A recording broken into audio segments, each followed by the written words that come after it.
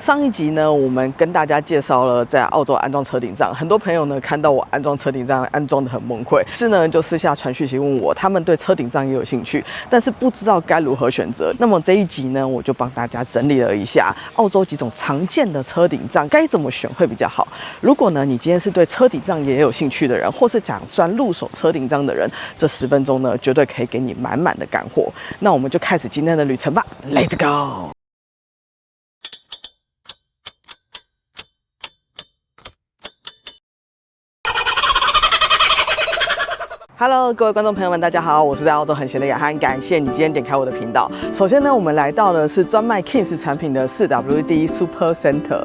那之所以先来这里，是因为它离我家最近。那我觉得这边的产品呢都非常的便宜，让我觉得有一种用 Kmart 的价格买露营产品的感觉。那里面究竟怎么样呢？让我们一起来逛逛吧。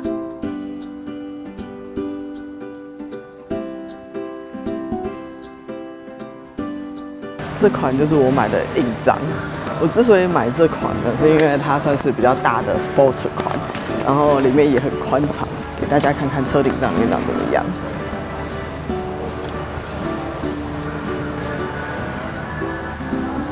这款车顶帐的优点是宽敞，床垫也比较厚，以及可以安装270度的侧帐，但缺点就是重，以及在车顶的厚度有问题。那这款车顶帐呢是 Kings 的硬帐 Light 款，然后我们之所以没有选这一款呢，是因为它这边旁边的这个地方这个杆杆呢，它只能装一般的侧帐，像这种拉出来的侧帐。那因为我们想要装270度的，所以不合适。但它的优点呢在于它很轻，它只有70公斤，然后它的宽度大小也相较之下比我们的那一款再小一点，但是它的高度呢比较没有那么高这样。我们现在刚好在路边呢找到了一款 Kings 的薄的车顶帐，然后跟一款厚的车顶帐，给大家看一下硬帐的厚薄差在哪里，因为这个真的很重要。这个是薄的帐篷，这个是厚的帐篷，我们远远的给大家看一下差在哪里，大家看得出来吗？车顶帐的厚薄呢，真的很重要，因为如果你之后要停入室内停车场的话，他们大部分都有一个限高的问题，不管是厚帐还是薄帐，它在车顶上呢都是一个负担。接下来呢，下一款它是有一点像是软硬帐的合体，因为大家可以看到它后面的这个梯子又在延伸出来到旁边这个样子，不全然是把梯子直接架在帐篷上面。这个里面的空间也蛮大的，介于 Queen size 跟 Double 的中间那个 size 的尺寸，所以2个人甚至3个人都是绰绰有余的，2个人加一个小孩是绝对没有问题的。这个就是软帐的优点，因为软帐的话可以空间比较大。接下来看到的是 Kings 的纯车顶软帐，价格很便宜，整体也只有57公斤而已。这空间看起来也不错大。这款软帐呢，感觉比刚才那款再高一点，但是它没有像刚才那个那么高，然后它窄了一点，有点像是在越野露营的感觉。根据我的经验，放大一点的话，应该也是蛮吵的这个样子。不过 Kings 嘛，我觉得 Kings 的 CP 值就摆在那里而已。如果今天预算有限的人，我觉得 Kings 是一个很好的选择。目前光是在 Kings 这家店，我就已经发现了4种不同的梯子，给大家看一下差在哪里。这是第一种梯子，我觉得它可能成本比较高，所以它有做防滑，这边有一种类似倒钩的感觉，不知道大家看不看得到。然后它是铝梯，所以会比较轻一点。然后这是第2种梯子，它也是铝梯，但它没有像刚才那个倒钩。这又是另外一种梯子，它应该也是铝梯，但是比较塑胶，然后比较窄一点。这种应该是最便宜的梯子，最轻的，但是也是最危险的，因为我觉得它有2段是很晃，很像我们做工地的那一种梯子。好了，现在逛完了 Kings， 有没有对 Kings 的价格感到非常的不可思议呢？在澳洲竟然可以用这么便宜的价格买到车顶帐 ，surprise 吧 ？OK， 那我们就赶快前往下一家吧 ，Let's go。接下来呢，我们要前往的是澳洲这边呢，有一家也很有名的叫做 Snowy 的户外用品店。那这边呢，主要就是以登山啊，然后露营啊、hiking 为主。那里面究竟长怎么样呢？让我们一起来看看吧 ，Let's go。现在呢，我们来到 Snowy 的车顶帐专区。Snowy 是澳洲这边一家很大专门在做户外用品的地方，所以他们有展示非常多不同的种类。这一款呢要4599，贵了一点。为什么呢？因为它也是碳纤维的，而且它这边上面可以打开来，晚上的时候可以看星星。噔噔，哇，这个大很多哎，这双人的、啊，这绝对双人的啊，你看，是吧？才4000多而已。这个就是拿来浪漫约会用的。看着星空，下雨的时候应该会连雨都看得到。下雨的时候应该会很吵吧？帐篷应该都这样吧？你会变水帘洞。对啊，我们看一看瀑布，好棒哦。然后上面如果有什么鸟大便、清热组，看上去很干。这一头鸟大便我一定要把它擦干净。这一种呢，算是我们刚才提到的另外一种，它看起来像印章，是印章的形状，但是呢，它上面呢是软的这个地方。我没有选择这一种呢，是因为我担心它哪一天会不会被树枝划破，因为可以看得到它是有点软的。那它的优点是它比纯印章呢还在轻一点。那价格呢2499，也比一般的印章还要再便宜一点。重量呢非常的轻，只有39公斤，所以一般的车其实如果屋顶载重够是够的话，小车也可以放得上去。这一种呢又是另外一种形式的软印章，它算是一个方形的。我看到也蛮多人用这种的。那它的优点是它这边会有一个比较大的穴的，那空间也不小，然后睡觉空间也蛮大的这个样子。那接下来呢，我们就前往印章专区。我们现在看到这里有很多款，现在都是流行做这一种形状交接口。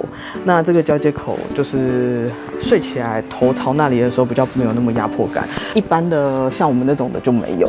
但缺点就是这个地方啊，还蛮多人是这边故障然后就坏掉了。那印章有分几种？一种呢是我跟大家提到的，就是这个样子，很明显就直接是印章的一片加一片的铝壳，盖起来的时候呢，就是一个单纯的厚度，不会到很厚。那另外一种呢，它上面会有一个厚度，然后下面这边比较薄一点，加在一起呢，它整体来说是有个厚度。那优点呢在于它旁边这边通常呢会是多出来的，所以呢大小会比一般的纯印章来说还更宽一点。那根据我个人做完功课，然后跟使用下来后呢，我个人觉得最重要的第一件事情呢是车顶帐的重量。车顶帐的重量呢取决于你今天可以买硬帐还是软帐。软帐呢通常都比较轻一点，硬帐呢通常都比较重一点。如何知道你的屋顶承重呢？那去看这个网页，这个网页上面就有写这样。第二个呢，你要选择的是厚度。如果呢你家没有车库的情况之下，你不打算把你的车顶帐拿下来，那你就要面对着你以后可能都没有办法进去室内停车场的。那第三个呢，你要选择的是里面暗不暗，因为很多车顶帐的材质不好的情况之下，它里面可能就会漏光，你到早上的时候可能就会被晒醒或是热醒这个样子。那第四个呢，还有就是风阻的问题。薄的车顶帐它的风阻绝对是比软帐的还要小。那软帐呢，虽然它很轻，但是它有一个很基本的厚度。我相信应该很多人会跟我一样啊，就是怕睡着睡的时候风太大，然后车顶帐有压下来。但其实不用太担心，因为车顶帐上面都有附这种液压杆，然后它可以防止就是关下来这个样子。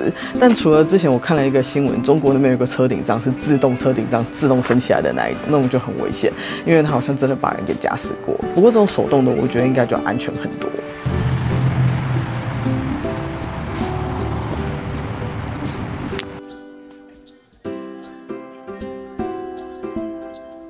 BCF 其实也有一些车顶帐，但是它的种类并不是到太多。像我现在来到的这家呢，它总共就只有一个车顶帐在这边，而且是软帐式的。当然，你也可以确认一下你家附近的 BCF 有什么，可能我家这边的比较小一点吧。总共就只有一个车顶帐，那我们赶快前进下一家吧 ，Let's go。Okay.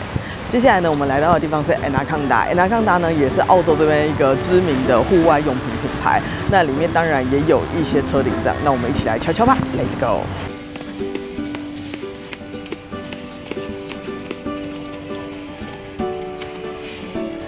每次到 Anaconda 到门口之前，都会先被一堆东西吸引，然后很难走到里面。例如像这个，这是什么东西？冲浪品牌 O'Neill 的，这件才10块钱呢，10块钱呢。那这个呢？隔壁这个看起来是个吊嘎肩裤裤，这件多少钱？5块钱而已耶，好便宜。重点，今天的重点不是这个，今天的重点是我们要看车顶帐，好危险这里。OK， 我们现在终于到了车顶帐专区了。那看他带我见了。这里的车顶上呢，大部分都是卖2个牌子，3个牌子还是2个牌子？对，第一个是叫这个 OZ Tent， 那第2个牌子呢是旁边的盾。那看到很固定，就是这2个。那这是第一种形状，方形的。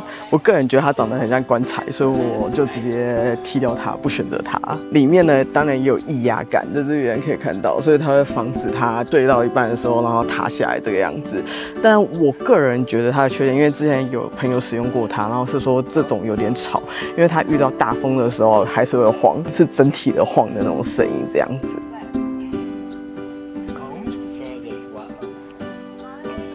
那这就是另外一种，这个牌子是盾。Anaconda 常常出现的盾的品牌。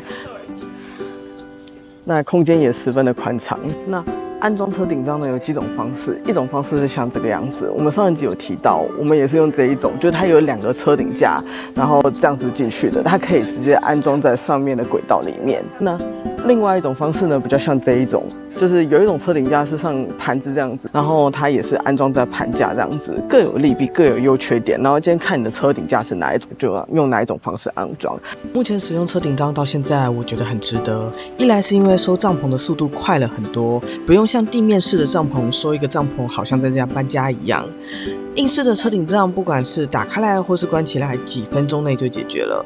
二来是因为澳洲有不少的昆虫还有动物，对我来说睡在车顶帐比较有安全感，不用担心晚上有蛇或是蜘蛛爬进来。但缺点就是晚上要上厕所，上上下下的楼梯比较不方便。当然，什么事情都是各有利弊，就看你怎么选择咯。好啦，那今天这集差不多就到这里结束了。不知道呢，你对这集的车顶帐有什么感觉？如果呢，你有其他的东西想跟我们分享的话，欢迎在下面留言跟我们聊聊。如果喜欢我的频道的话，请帮我按赞、订阅还有留言，我会很感谢你的哦。那我们就下一集再见啦，拜拜。Welcome to Australia.